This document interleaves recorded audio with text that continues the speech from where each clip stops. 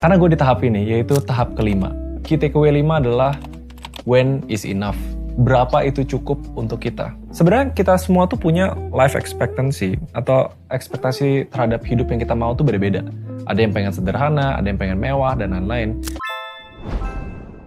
Kalau di definisi gua itu persiapan ketemu dengan kesempatan. Kalau persiapannya orang-orang yang privilege kayak misalnya Bill Gates nih, dia keluarganya kaya emang dari langit uangnya gitu. Pasti keluarganya kerja keras. Jadi persiapannya turun ke Bill Gates dan ada kesempatan Bill Gates bisa disekolahin di sekolah yang computer science. Dan di saat itu cuma 1 dari 1 juta siswa yang bisa belajar bidang itu. Dapatlah kesempatannya Bill Gates, akhirnya dia bisa ambil momentumnya, komputer lagi naik-naiknya, akhirnya dia bisa create Microsoft. And yes, itu hokinya dia. Dan jadi intinya apa? Intinya kenali diri sendiri. Kalau misalnya kita pengen punya relasi terhadap uang yang bagus, kita harus kenali gimana kita digedein.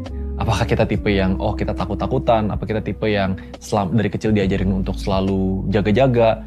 Harus kenali diri sendiri. Dan nggak bisa dibanding sama orang lain. Kalau orang lain bilang, saran lu taruh di sini, uangnya mending gimana? Misal gue bilang, lu mau nggak jadi kayak orang terkaya di dunia gitu, keberapa? Lu mau nggak jadi Warren Buffett?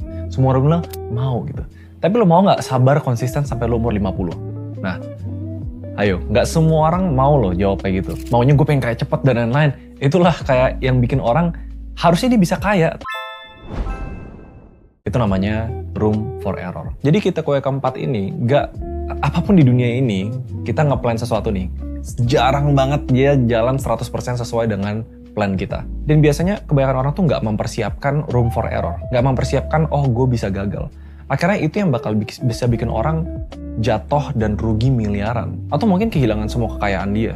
Contohnya, di saat kita investasi, terus kita ngelakuin trade yang bagus gitu misalnya, setiap tahun kita dapat 30%.